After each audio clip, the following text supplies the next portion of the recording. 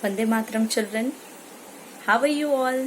I hope you all must be fine and healthy as we are learning this chapter, Why Do We Fall Ill? Children, today we are going to continue with the same chapter, that is Why Do We Fall Ill? In that we are going to learn about the means of spread of infectious disease. How this disease is spread. There are various means how this disease can be spread. So let's have a look on it. So children, continuing with means of spread of infectious disease. Infectious disease means it spread from one infected person to other normal person by various methods. There are normally 4 ways that we are going to learn here. Number 1, airborne disease. For example, common cold, pneumonia. Such disease causing microbes are spread throughout the air. Okay, so we should take care of it. Here you can see a person who is suffering from airborne disease.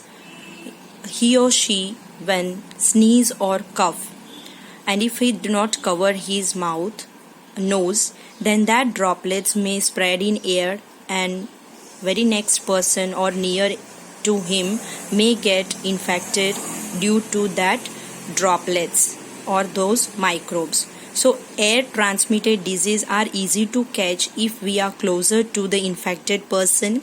In closed areas, the droplet nuclei recirculate and pose a risk for everyone. Thus, overcrowded and poorly ventilated housing is therefore a major factor in spreading airborne disease. Example, like you can see, airborne disease are common cold, cough, pneumonia, tuberculosis, etc. See children, even during this pandemic COVID-19, we prefer to wear mask so that virus do not get into our body system. Okay, so that is to be followed. We should cover our mouth and nose by wearing mask. Second is by spreading by water, that is called waterborne diseases like cholera. Infectious diseases can also spread through water. These occur when a stool from someone suffering from an infectious gut disease मतलब कोई alimentary canal या digestive system related intestinal infection हो तो उसमें stool मतलब fishes toilet infected है, उसमें भी germs आते हैं. Such as cholera or amoebiasis gets mixed with drinking water used by people nearby.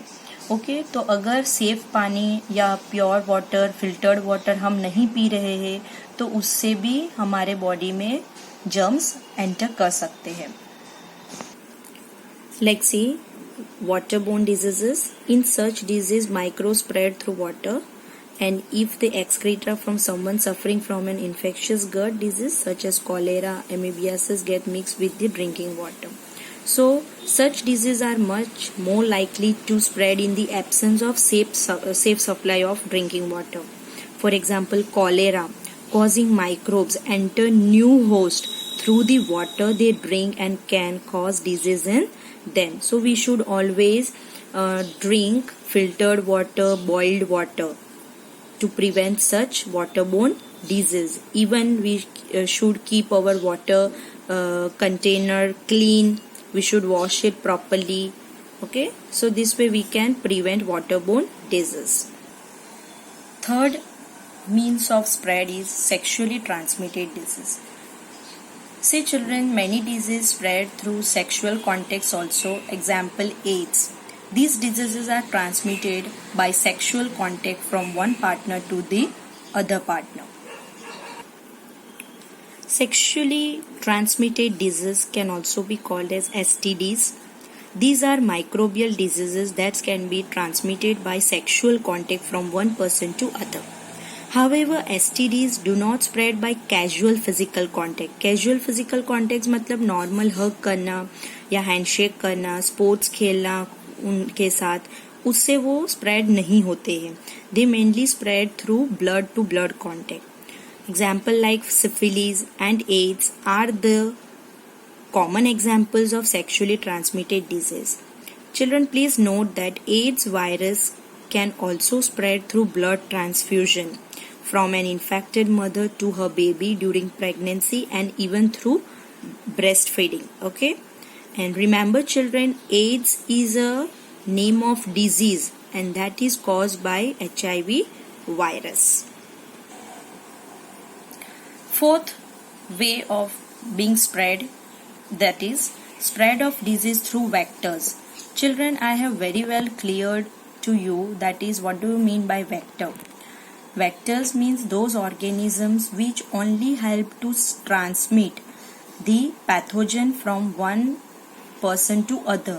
They themselves are not infected by that particular pathogen. Many animals which live around us may carry disease. Yes, you can see children here, spread of disease through vectors. जैसे कि हमने अभी देखा, these animals act as an intermediate मतलब वो सिर्फ transfer करते हैं, वो खुद इन्फेक्ट नहीं होते हैं, and are known as vectors मतलब दे for example mosquito is the most commonest vector, such as Anopheles female mosquito for malaria, Culex for filariasis, Aedes for yellow fever and dengue. Okay, so only they help to transfer these pathogens from one person to another.